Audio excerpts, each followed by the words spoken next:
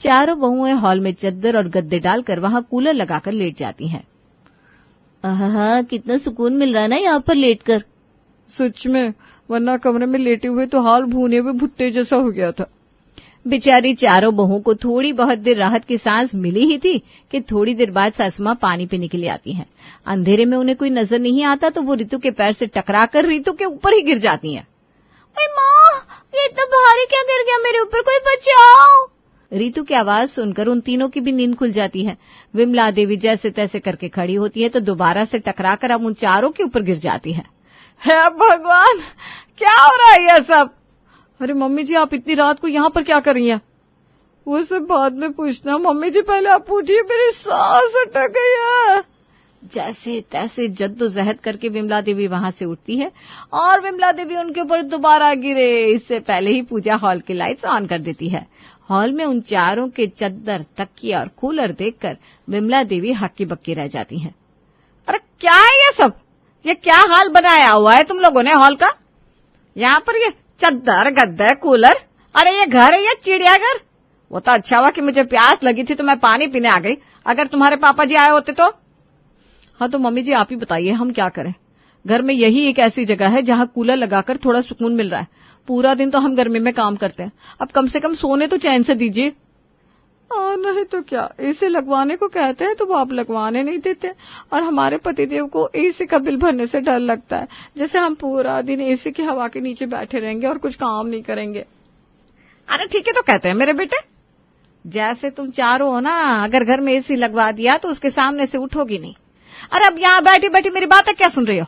चलो चद्दर गद्दे उठाओ और अपने अपने कमरे में जाओ, वरना अब अगर कोई हॉल में आ गया ना तो पूरी रात ये गिरने का सिलसिला चलता रहेगा। बेचारी चारों बहुओं का सुकून। दादी सास हॉल में आकर बैठती हैं।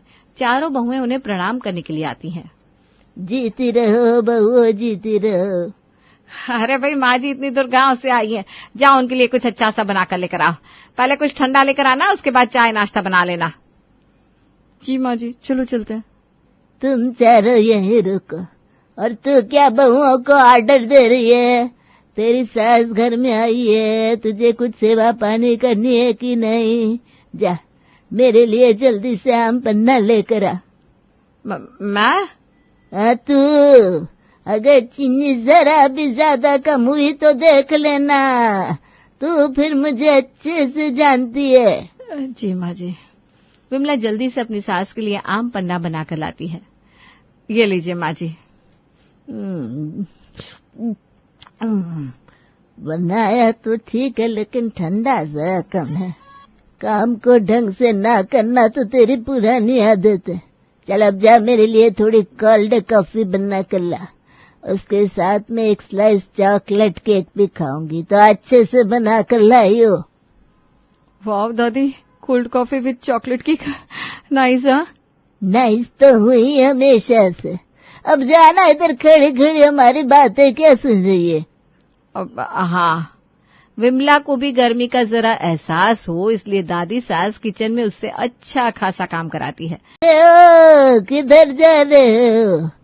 आज तुम्हारे कमरे में मैं सोऊंगी, और जब तक मैं यहाँ पर हूँ तुम लोग अपना कोई और ठिकाना ढूंढ लो।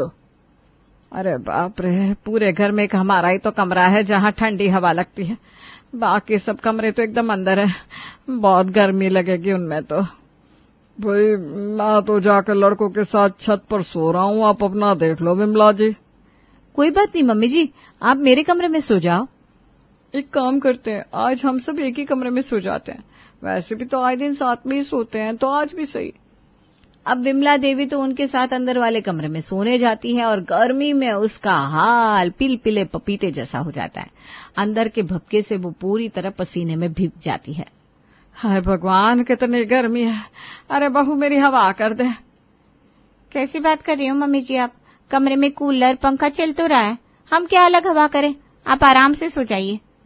एक रात ही अपनी बहू के कमरे में सोने में विमला देवी की हालत पतली हो जाती है।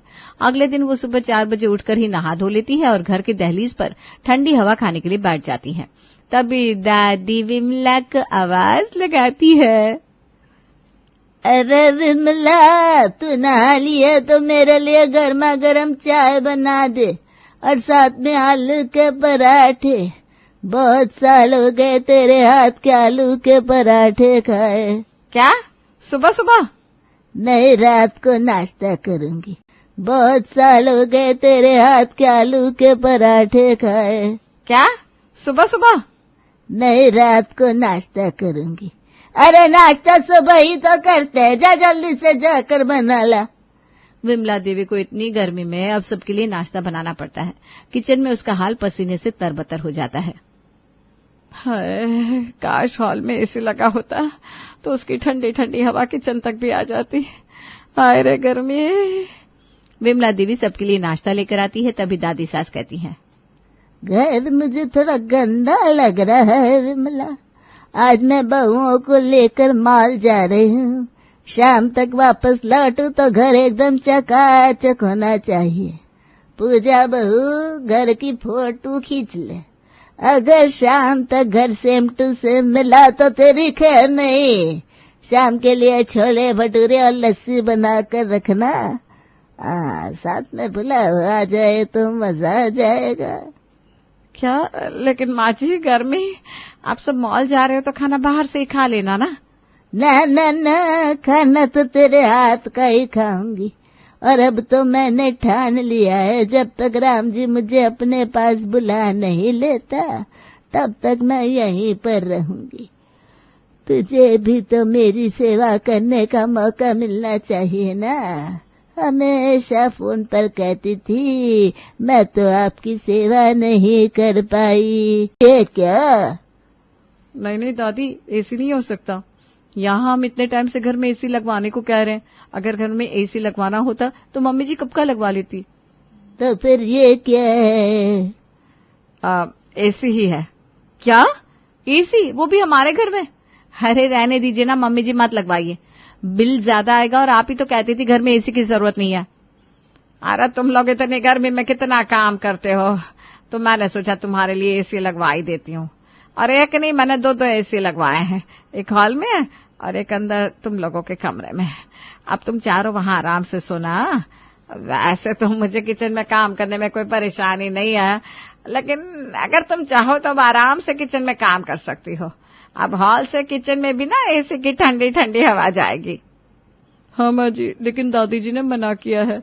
वो बस आपसे ही अपनी सेवा करवाना चाहती हैं, हमें अपनी सेवा का मौका ही नहीं देना चाहती।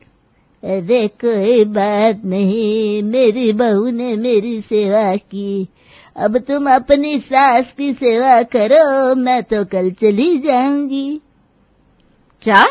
लेकिन आपने तो कहा था आप अब यहीं पर रहोगी, मुझसे अपनी सेवा कराओगी। हाँ, यहाँ आती रहूंगी और तेरी हरकतों पर पूरी नजर रहेगी। अगर बहुओं को अब परेशान किया तो तू जानती है मुझसे बुरा कोई नहीं होगा। सबका जीना हराम कर दूंगी। अपनी सास की ये धमकी सुनकर विमला देवी और डर जाती हैं।